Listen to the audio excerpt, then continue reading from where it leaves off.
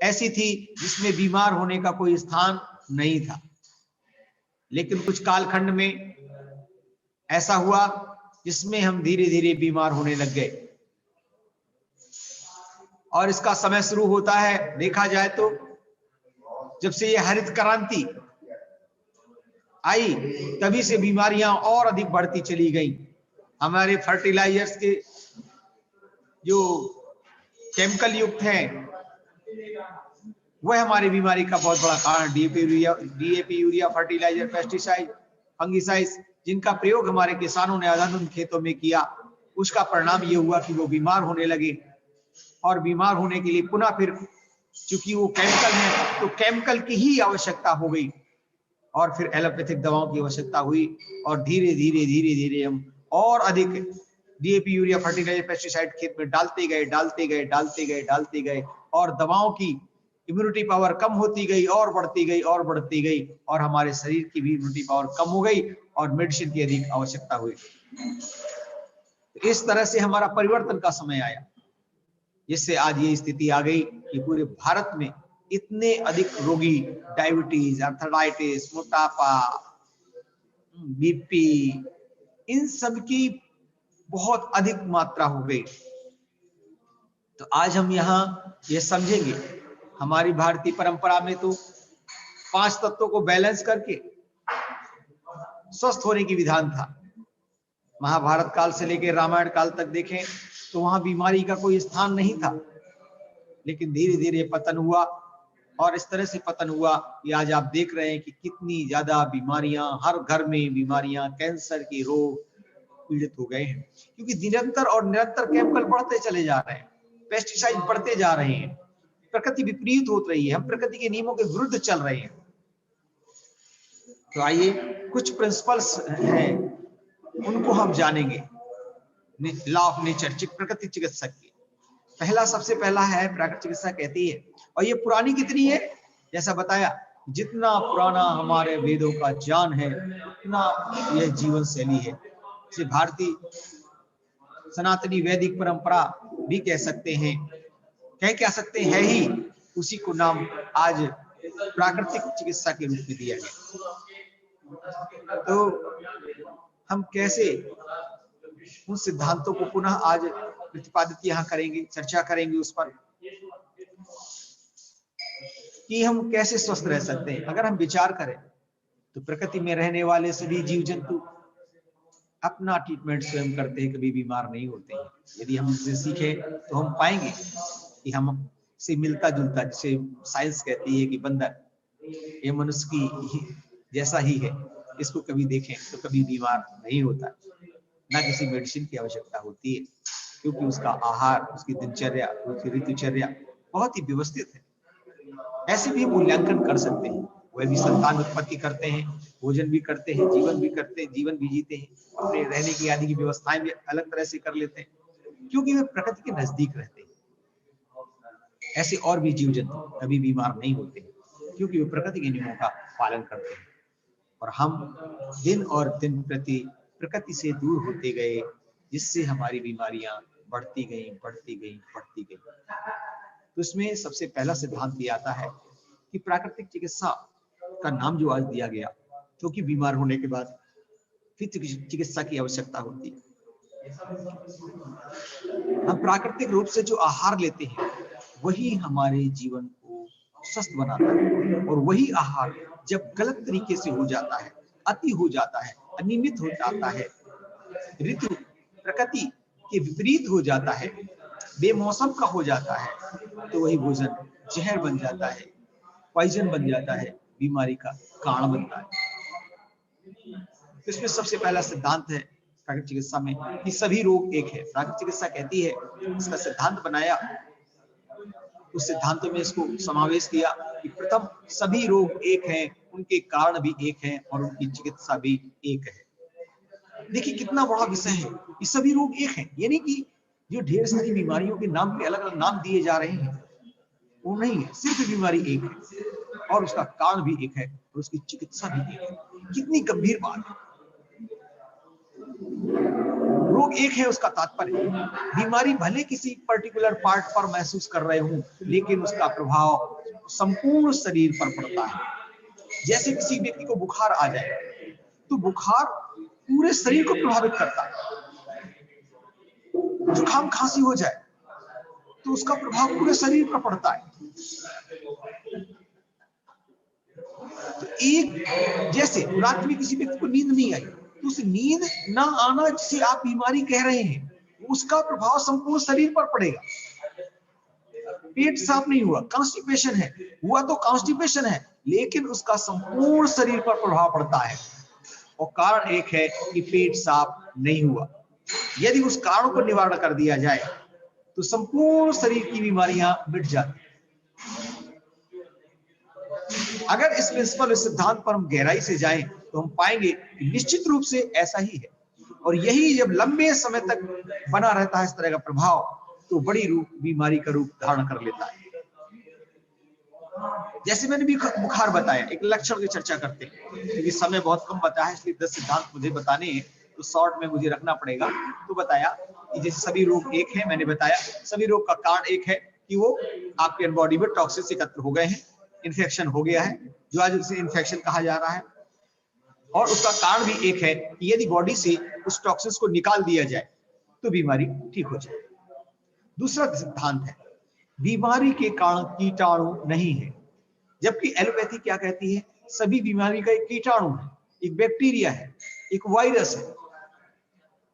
आपने देखा भी कोरोना काल में ढेर सारे लोगों को भारत में कोरोना हुआ, जिसे मेडिकल साइंस कहती है, और उनको जांच करने में उनके बैक्टीरिया पाए गए उलट, लेकिन उनके जीवन पर कोई प्रभाव नहीं पड़ा। आए और शरीर से चला गया वो कोरोना। क्या हुआ, उनको प्रभाव क्यों नहीं हुआ? क्योंकि हमारी बॉडी में ऑलरेडी एंटीजन, एंटीबॉडी डेवलप हो जाते हैं। जब हम किसी चीज को लेते हैं तो हमारी शरीर रिएक्ट करके उनके अगेंस्ट में सेना तैयार कर लेती है, इसलिए उन पर प्रभाव नहीं हुआ। नहीं तो भारत में तो सबसे ज्यादा जनसंख्या, इतनी ज्यादा जनसंख्या है कि यहाँ तो मुश्किल हो जाता संभालना, लेकिन ऐसा नहीं हुआ। क्योंकि जैसे ये वायरस अंदर जाता है और उसका प्रभाव होता है, वो हमारे शरीर के अंदर रिएक्ट करके उसको खत्म कर देते हैं। तो मेरे कहने का यहाँ बात ये थी कि बीमारी का कारण कीटाणु नहीं है, बैक्टीरिया नहीं है, बल्कि एटमॉस्फेयर, वो तो है, सभी के शरीर में है। हम ऐसा एटमॉस्फेयर उपलब्ध करा देते हैं, जैसे इस कोरोना काल में जो बीमारियां हुई उसमें उन लोगों को ज्यादा हुई जिनको कफ की प्रकृति थी, जिनको लंग्स की प्रॉब्लम थी, जिन्हें उनका इम्यूनिटी पावर कम था, उनको इसका प्रभाव हुआ, बाकी सबों को इसका प्रभाव नहीं हुआ। और भारतीय पद्धति में ये, भारतीय जीवन पद्धति में ये है, दिनचर्या में ये है कि उसका इम्यूनिटी पावर कितना बढ़ जाता है कि उसका दूसरी बीमारियों का प्रभाव सामान्यतः नहीं होता है। तो इसका जो सिद्धांत दूसरा था, इस बीमारियों का कारण कीटाणु रोगाणु नहीं है, बल्कि वह हम उसका माहौल उपलब्ध करा देते हैं। जब आहार हम देते हम इस प्रकार से समझ सकते हैं, हम एप्पल खाया हमने रात्रि में और टेबल में रख दिया, हमने सुबह देखा उसमें चींटियां आ गई, ना तो एप्पल में चींटियां थी ना उस स्थान पर चींटियां थी, वो कहां से आ गई?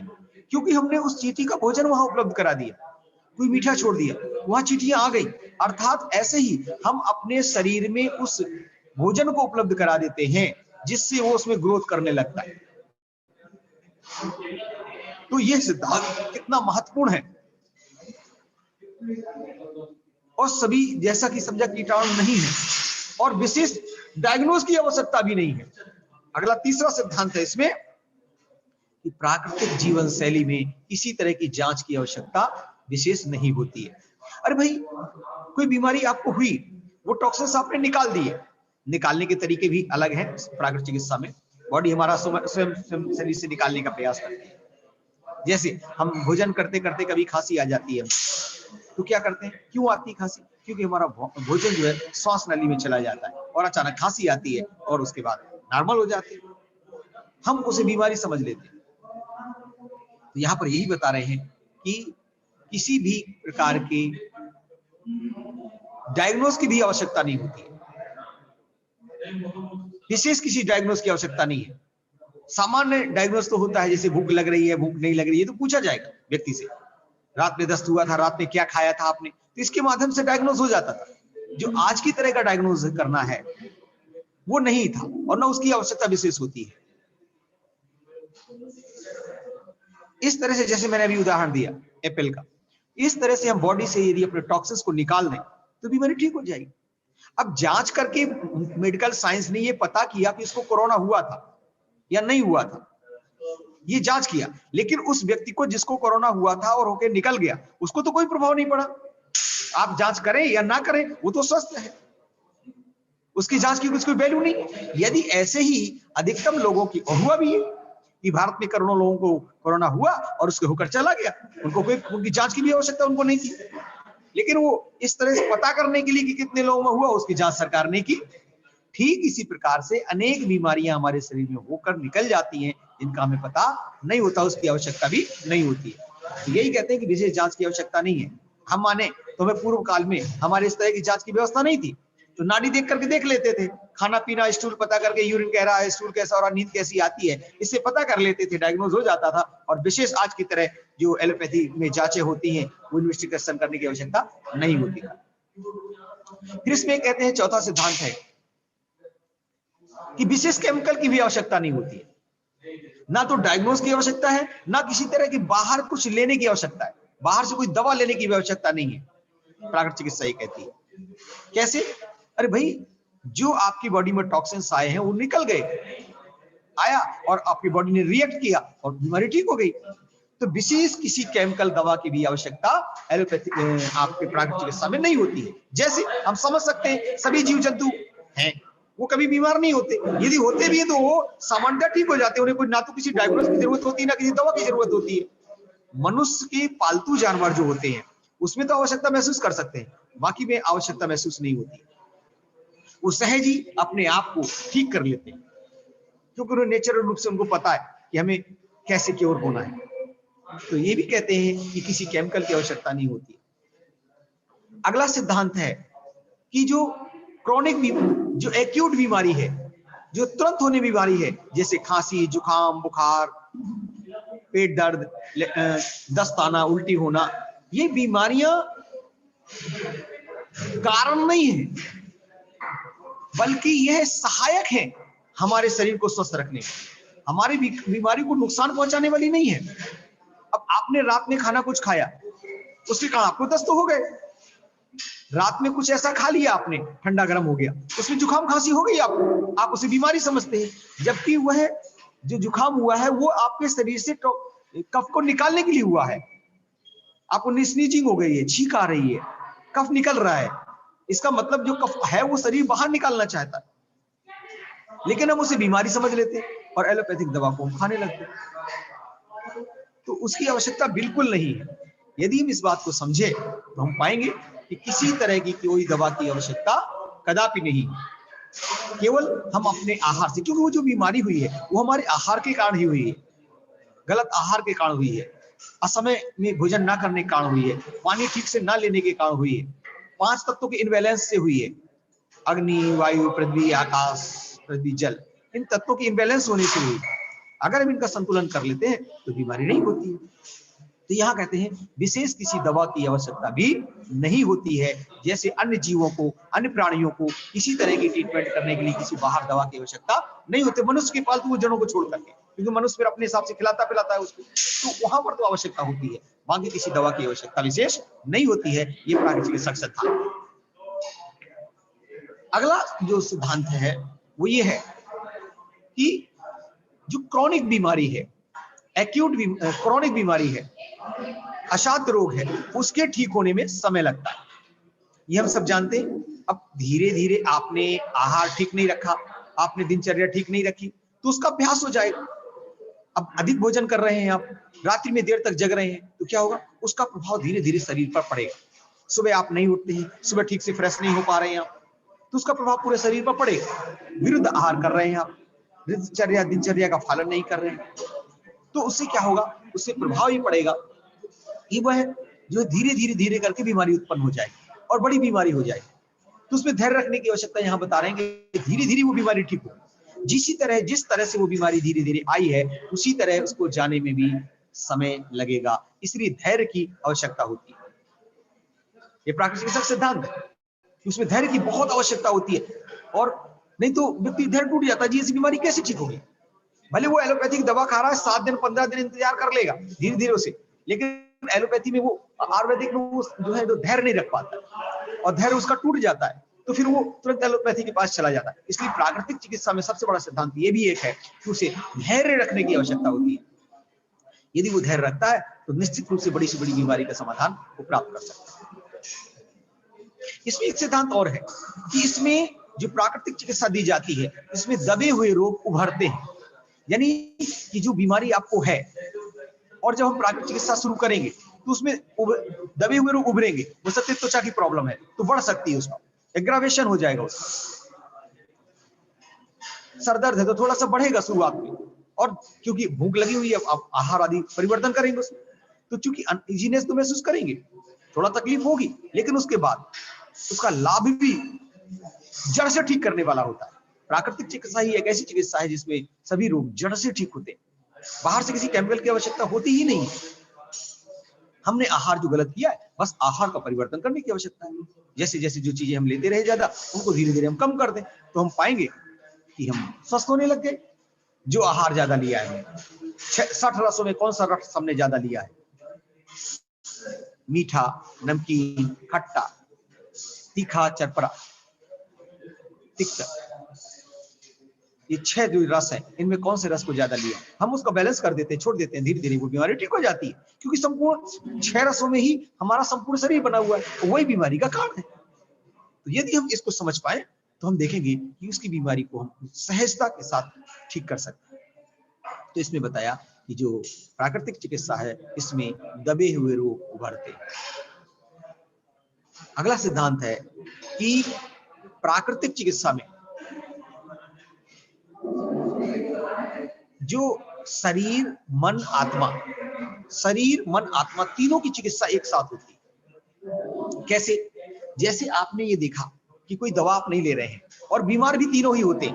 आपने देखा जो आदमी बीमार होता है, किसी के लीवर में परेशानी है, किसी को बुखार आया, तो बुखार तो आया शरीर में, लेकिन मानसिक और आध्यात्मिक रूप से भी वो, आत्मिक रूप से भी वो दुखी होता है। आंख में छोटा सा कोई कण चला जाए तो आप देखिए पूरा शरीर प्रभावित हो जाता है, तकलीफ में हो जाता है। एक छोटा सा कांटा चुभ जाता है पैर में, उसमें पूरा शरीर प्रभावित होता है, मन भी दुखी होता है, आत्मा में भी कष्ट महसूस होता है, और शरीर को कष्ट तो मिलता ही, तो तीनों का होता है। तो यही कहती है प्राकृतिक चिकित्सा, इसमें हम तीनों की चिकित्सा एक साथ करते हैं, क्योंकि इसमें मेडिसिन नहीं दी जाती जैसा बताया। तो इसमें तीनों चिकित्साएं एक साथ होती हैं, मन, शरीर, आत्मा। और कभी चर्चा करने का समय मिलेगा तो उसकी विस्तार से चर्चा करेंगे कि कैसे एक एक बीमारी को हम धैर्यता के साथ ठीक कर सकते हैं। तो ये कुछ सिद्धांत, कुछ प्रिंसिपल्स प्राकृतिक चिकित्सा के हैं जिसपे हमने यहाँ चर्चा की। विस्तार से चर्चा करने के लिए तो बहुत कुछ आवश्यकता है। हम सारे जीवों से सीख सकते हैं। आप देखते हैं कि जो भी जीव जंतु होता है, जैसे मैंने बताया अभी चर्चा की, वो बीमार हो जाते हैं तो खाना छोड़ देते हैं, लेकिन हम मनुष्य क्या करते हैं? हम खाना नहीं छोड़ते, आहार को मुख्य मान लेते हैं।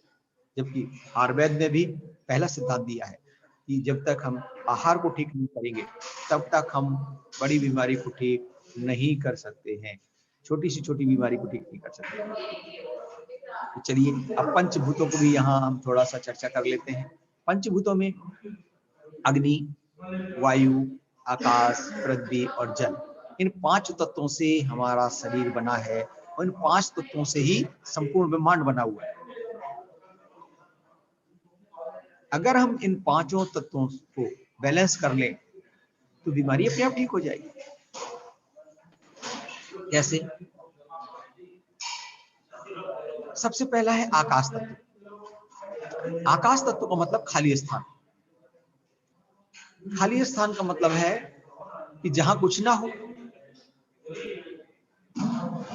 तो जब आकाश तत्व हम को बढ़ाएंगे, उसके पहले हमें क्या, पृथ्वी तत्व को कम करना पड़ेगा। यानी हम उपवास के माध्यम से, हम फास्ट के माध्यम से उन तत्वों को बैलेंस कर लेते हैं। जो साल्ट हमने ज्यादा लिया है, हमने मीठा ज्यादा खाया, क्या करते हैं? डायबिटीज हो गई किसी व्यक्ति को तो क्या करते हैं? तुरंत डॉक्टर उसको मीठा बंद करा देता है। कि आपका मीठा बंद हो गया। किसी को बीपी हो गया तो क्या करता है, उसका नमक बंद कर देता है। ये प्राकृतिक है, तो है, प्राकृतिक चिकित्सा ही तो है। किसी व्यक्ति को बुखार आया तो क्या करता है डॉक्टर, बहुत तेज बुखार है तो क्या करेगा, आइस पैक लगा देता है, ठंडे पानी से पट्टी करता है, सिकाई कर देता है, बताता है, बुखार उतार देता है पानी से। हम इसको समझ नहीं पाए। हम सब जानते हैं कि रात में जुकाम खांसी हो जाता तो रात का भोजन बंद कर देते हैं। ये क्या है, ये वही तो है प्राकृतिक चिकित्सा। रात में हमने खाना बंद कर दिया और बीमारी बढ़ गई। अब किसी ने कई दिनों तक सोया नहीं है, रात में आपने उसे सुला दिया, दिन में उसने श्रम किया, रात में सो लिया, ठीक हो गया। नींद नहीं आ रही थी उसको, आहार अधिक लिया था, पेट साफ नहीं हुआ, उसने आहार एक टाइम नहीं लिया, पानी पिया, गर्म पानी पिया, पेट साफ हो गया, उसका कब्ज ठीक हो गया। तो जैसा पहले बताया कि आकाश तत्व को हम बढ़ाते हैं और पृथ्वी तत्व को कम करते हैं। उसके जब हम पृथ्वी तत्व को कम करते हैं, आकाश तत्व को बढ़ाते हैं, कि वो पृथ्वी तत्व क्या है, स्थूल तत्व है, जो हम आहार लेते हैं, जो हम खाते हैं, फल फूल सब्जियां फ्रूट्स अन्न, वो सब क्या है, पृथ्वी तत्व है।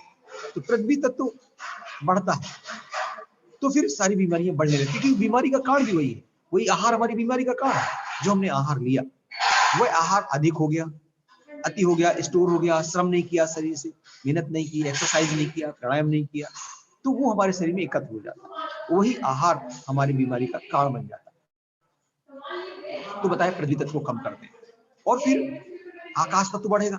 तो आकाश तत्व बढ़ने के बाद फिर क्या करते हैं, हम उसमें वायु तत्व बढ़ाते हैं।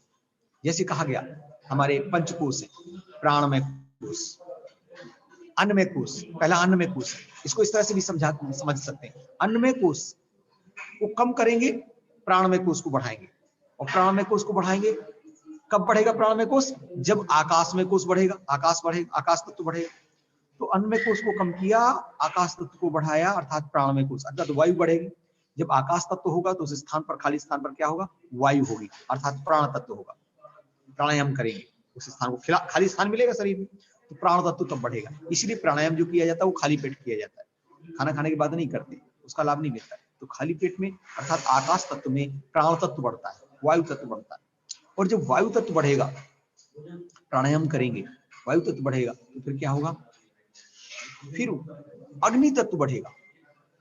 आकाश तत्व, वायु तत्व, आकाश वायु का जब संगति बढ़ेगी तो फिर अग्नि तत्व बढ़ेगा।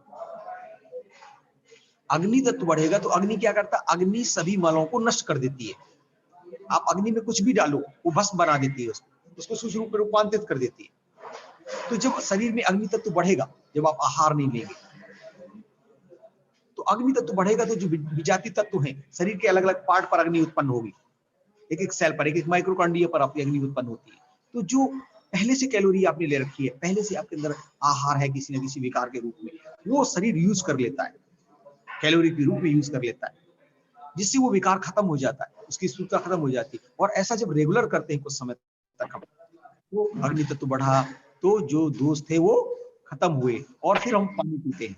तो जो स्थूल भाग भी उसका रह गया जलने के बाद, वो हम पानी पीते हैं, पानी पी के यूरिन के माध्यम से, स्टूल के माध्यम से, पीने के माध्यम से शरीर से बाहर निकल जाता है।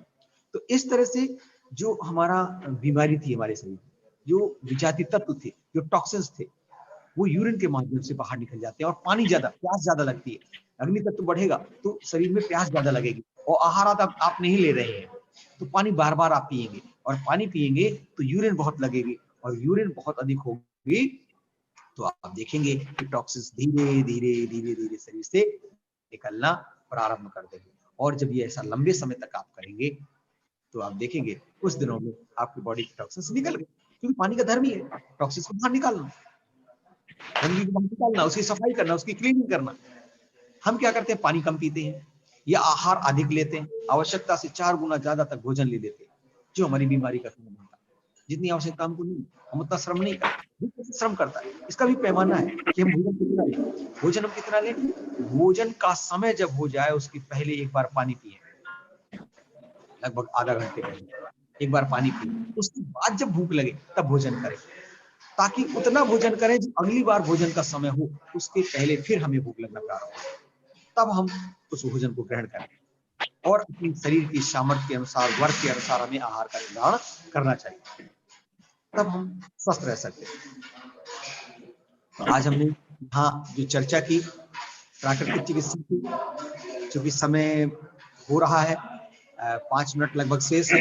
आप किसी का कोई प्रश्न हो तो आप लोग उसका प्रश्न कर सकते हैं और ताकि इसका समाधान दिया जा सके। मैंने जो सिद्धांत है, प्रिंसिपल बताए, पंच महाभूतों के बारे में भी बताने का प्रयास किया, क्योंकि एक समय है और आप लोग मेरा नंबर नोट कर सकते हैं। उस नंबर के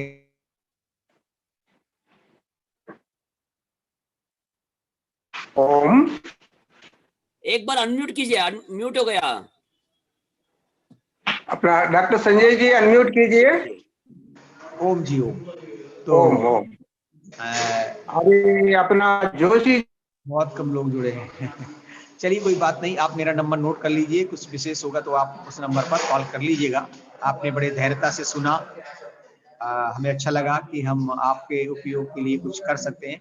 आप लोगों को यदि कोई प्रश्न है तो आप लोग कर सकते हैं, बाकी जी प्रश्न है अपना प्रकाश जोशी जी हैदराबाद नॉर्थ ईस्ट से एक प्रश्न पूछना चाहते हैं। जी प्रकाश बताएं। जोशी जी। जोशी जी अनम्यूट कीजिए, आप जोशी जी अनम्यूट कीजिए।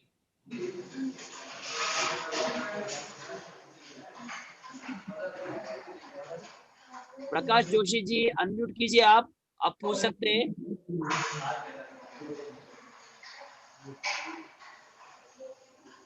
नहीं दिख रहा ना जोशी जी?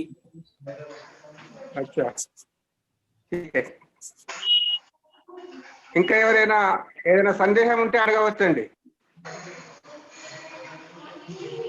हो सकता है वो मेरी बात ना समझ पाए या मैं उनकी बात ना समझ पाऊं, तो आप ट्रांसलेट करके मुझसे प्रश्न पूछ सकते हैं। ठीक है ठीक है। प्लस ओम ओम जी ओम।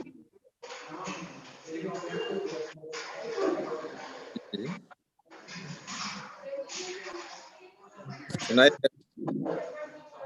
हाँ हाँ पूछिए। मॉर्निंग टाइम में मेरे को वो थोड़ा नाक से थोड़ा जब योगा करते तो उस समय थोड़ा पानी जैसा निकलते रहता है, वो ब्लॉक जैसा रहता है। फिर बाद में कंप्लीट होने के बाद वो है या एलर्जी है क्या है? ओनली मॉर्निंग टाइम में जब योगा टाइम में वो आ जाता है। जी जी, तो थोड़ा सा आप ये ध्यान रखें कि रात्रि का भोजन आप जो है ना छोड़ दीजिए, और कफ प्रगति वाला भोजन रात्रि में नहीं लीजिए। जैसे केला है, अमरूद है, चावल है, खट्टी चीजें हैं, ये विटामिन सी युक्त चीजें, ऐसी चीजें रात्रि में न ले। कोशिश करिए कि रात में भोजन ना ले, केवल हल्दी के साथ दूध ले सकते हैं। कुछ लोगों के लिए रात का भोजन आप छोड़ दीजिए, थोड़ी मात्रा में दूध ले सकते हैं, तो आप ठीक हो जाएंगे कुछ दिनों बाद। या वही एलर्जी जैसे अग्नि तत्व कम है आपके शरीर के अंदर, उसको बढ़ाने की जरूरत है। तो जब आहार नहीं लगेंगे तो अग्नि तत्व बढ़ेगा। थोड़ा सूर्य का प्रकाश भी लिया करें। अगर ज्यादा दिक्कत आए तो गुंजन क्रिया कर लीजिएगा, थोड़ा कप बढ़ा हुआ है वो कप निकल जाएगा। जल नीति सूत्रती कर सकते हैं, नहीं तो नेचुरली केवल पानी की गोली कर लें। ओके, थैंक यू, नमस्कार। स्वामी जी जी पूछिए। can you explain what is dislocation of navel, नाभि चालन? जी Why does this happen? जी जी जी, लेकिन नाभि चालन जो आप कह रही हैं, नाभि डिग जाना, वो कहीं ना कहीं कारण होता है कि जब हम इनबैलेंस तरीके से या तो बैठते हैं या उठते हैं या वजन उठा लेते हैं, एक साइड करते हैं, तो डिस्टर्ब हो जाती है और वीक रहती है। तो इसके लिए जो हमारे आसन है वो आसन आप करें तो जो है वो निश्चित रूप से ठीक हो जाएगी। जैसे आत्म उत्तान पादासन है, अर्धहलासन है, पादानुष्ठानास्का स्पर्शासन है, विपरीत नौकासन है, मंडूकासन है, कंद्रासन है। इन आसनों का अभ्यास अगर करते हैं तो नाभि आपकी ठीक हो जाएगी। Can you please tell me what diseases it causes happen? What diseases do we get because of dislocation of navel? इसमें कुछ आवाज आपकी स्पष्ट नहीं हो रही है। सर आप स्वामी जी आप बता सकते हैं कौन सा बीमारियां पैदा होते नाभि डिस्लोकेशन की वजह से? ये दिस क्वेश्चन, ओ देखिए, many type of disease in dislocation of umbilical many such as a constipation and diarrhea, alternately sometimes constipation and sometimes diarrhea, and other diseases are also produced in dislocation of the umbilical region. Okay. धन्यवाद गुरुजी. So many diseases. What is Shankar it? Prasad ji पूछिए. Umbilical region, main part of the body is balance.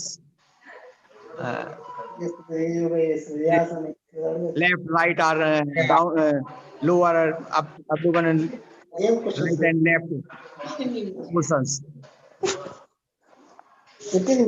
Yeah, ఇంకెవరైనా అడగాలనుకుంటున్నారా? Now, completed your question? Shankar Prasad garu raised hand.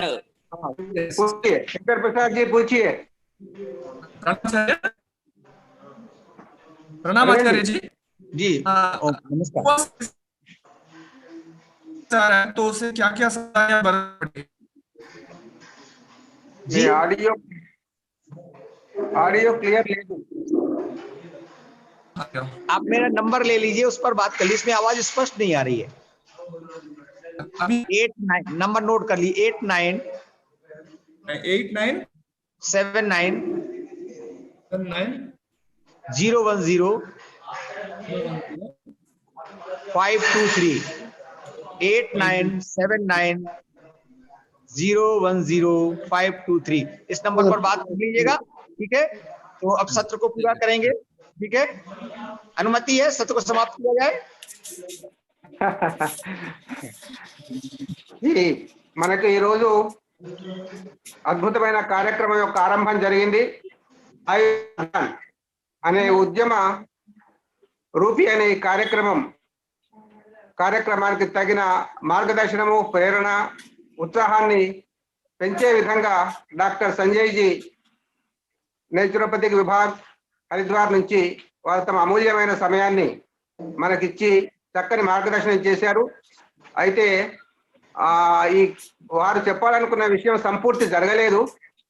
మరోసారి మళ్ళీ వారి సమయాన్ని తీసుకుందాం. మధ్యలో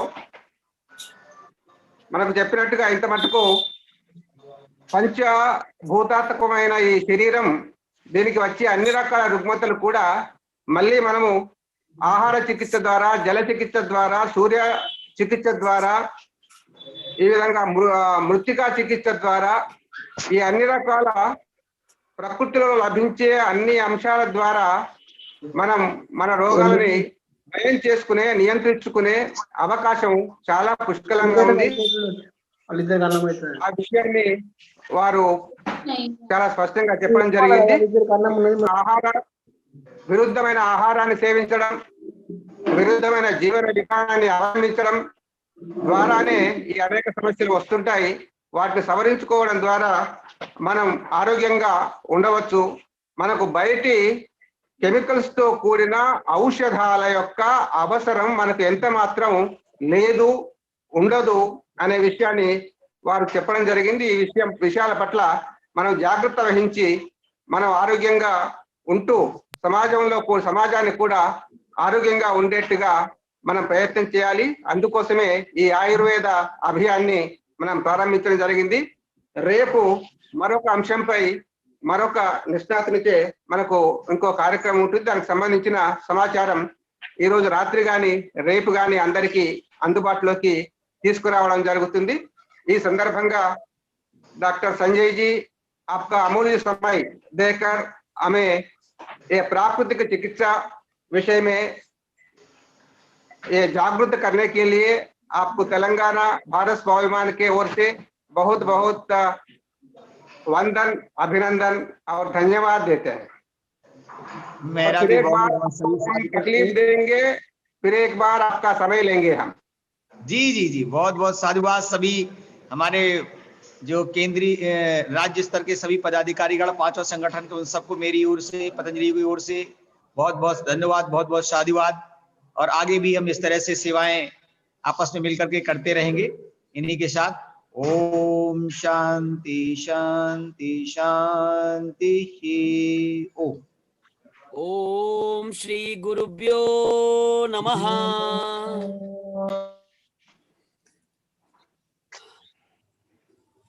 बहुत बहुत ధన్యవాదాలు అండి, చాలా సంతోషం.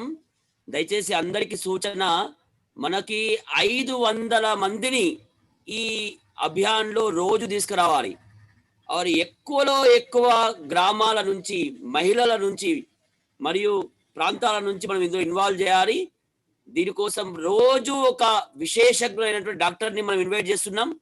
మన దగ్గర ఉన్న పతంజలి చికిత్సాలయాల్లో ఎంతో నిష్ణాతులైన డాక్టర్స్ ఉన్నారు, వాళ్ళందరినీ పరిచయం చేద్దాం. మనకు తెలియక మన దగ్గర ఉన్న అమృతాన్ని పక్కన పెట్టి అల్వాపతి చుట్టూ తిరుగుతున్నాం. కాబట్టి మన దగ్గర ఉన్న డాక్టర్స్ అందరినీ మనం పరిచయం చేసుకొని వాళ్ళని సదుపయోగం చేసుకోవాలి. వాళ్ళ దగ్గర ఉన్న జ్ఞానాన్ని మనం తెలుసుకోవాలి, మనం అన్ని జాగ్రత్తలు తీసుకోవాలి. సో ఈ అద్భుతమైన ప్రయత్నంలో తెలంగాణ రాష్ట్రంలో ఉన్నటువంటి ప్రభారీలందరూ, అన్ని సంఘటనల ప్రభారీలు, కార్యకర్తలు, యోగా టీచర్స్ అందరూ కూడా సాయంత్రం 5:15కే రెడీ ఉండండి. 6 to 7 షార్ప్ 1 hour ఈ ఆయుర్వేద జాగృతి, అవగాహన మరియు చర్చా గోష్ఠి కార్యక్రమంలో ఇన్వాల్వ్ అవుదాం. సో అందరికి పేరు పేరు ధన్యవాదాలు. శాంతి మంత్రం చెప్దామా అండి? శాంతి మంత్రం చెప్దాం. మాకు నోట్స్ కావాలి. నోట్ బుక్ తీసుకొని రాయాలి, పాయింట్స్ రాసుకుంటున్నాం. రికార్డ్ చేసుకోండి. రాస్తున్నాం. ఈరోజు ఫస్ట్ క్లాస్ కదా, మనం రేపటి నుంచి ఇంకా క్లారిటీ వస్తుంది. ఇంటర్నెట్ కొద్దిగా డిస్టర్బెన్స్ అనిపించింది నాకు, చాలా క్లారిటీ. కానీ దయచేసి గుర్తుపెట్టుకోండి, దీని ఉద్దేశమే అందరికీ అందాలి. మన దగ్గర సామాన్యమైన వ్యక్తికి కూడా ఆయుర్వేదం పైన స్పష్టత రావాలి. మన 3 లక్ష్యాలు, యోగా, యజ్ఞం, ఆయుర్వేదం, ఈ 3 పైన మన తెలంగాణలో ఊర్లో అవగాహన రావాలి, ప్రతి ఇంట్లో అవగాహన రావాలి. ఇది ఒక అద్భుతమైన ప్రయత్నం కాబట్టి ఎక్కువలో ఎక్కువ మంది ప్రయత్నం చేయండి. 500 దీని కెపాసిటీ. రేపు ఇది సక్సెస్ అయితే 1000 మంది తీసుకుపోదాం మనం. కాబట్టి రేపు ఈ రోజు 40 మందే వచ్చినారు, అంత విశేషజ్ఞులు వస్తే రేపు మనం 500 మందిని రప్పియాలి.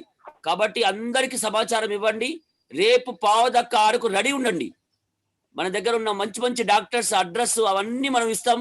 మెడిసిన్స్ ఈజీగా ఉంటుంది, ఇంట్లో ఉండి మనం సాల్వ్ చేసుకోగలుగుతాం. సో శాంతి మంత్రం చెప్తామండి. ఈ రోజు కార్యక్రమానికి కార్యకర్తలకు మాత్రమే కాదు అన్న, ఈ 45 మంది ఈ రోజు ఎవరైతే వచ్చారో వీళ్ళు పరివారంతో సహా కూర్చుంటే 450 అవుతారు. కాబట్టి ఇంట్లో ఉన్న వాళ్ళందరికీ మీరు ప్రత్యేకంగా మళ్ళీ చెప్పలేరు. ఈ కార్యక్రమంలో వాటిని భాగస్వాములు చేస్తే ఆటోమేటిక్ గా వాళ్ళు మీకే చెబుతుంటారు. కాబట్టి బంధుమిత్రులు ఇంకొక విశేషం, రేపటి నుంచి వచ్చే వాళ్ళు చాలా మంది తెలుగులో మాట్లాడతారు, అప్పుడప్పుడు హిందీ ఉంటుంది. హరిద్వార్ నుంచి వచ్చే వాళ్ళు హిందీలో మాట్లాడతారు. మన తెలంగాణలోనే ఆయుర్వేద విశేషజ్ఞులు చాలా ఉన్నారు, తెలుగులో మాట్లాడతారు. మారుమూల ప్రాంతాల వాళ్ళకి అవగాహన వస్తుంది. కాబట్టి ఎక్కువలో ఎక్కువ మందిని మనం ఇందులో జాయిన్ చేద్దాం. శాంతి మంత్రం చెప్దామండి. రేపు 10 సహస్రలో 120 నమస్కారం ఉంది. రండి, ముందుకు రండి. ఎక్కువలో ఎక్కువ మందిని మోటివేట్ చేద్దాం. మార్నింగ్ షార్ప్ 5:30కి సాధన స్టార్ట్ అవుతుంది. ఆల్మోస్ట్ 6:15 నుంచే 6 o'clock నుంచే మనం సూర్య నమస్కారాలు వెళ్ళిపోతాం. కాబట్టి అందరు ముందుకు రండి. సో శాంతి మంత్రం చెప్దామండి. ఓం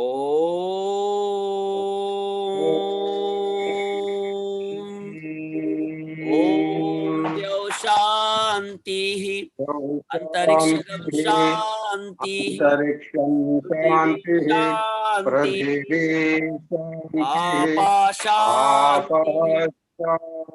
ఓషధయా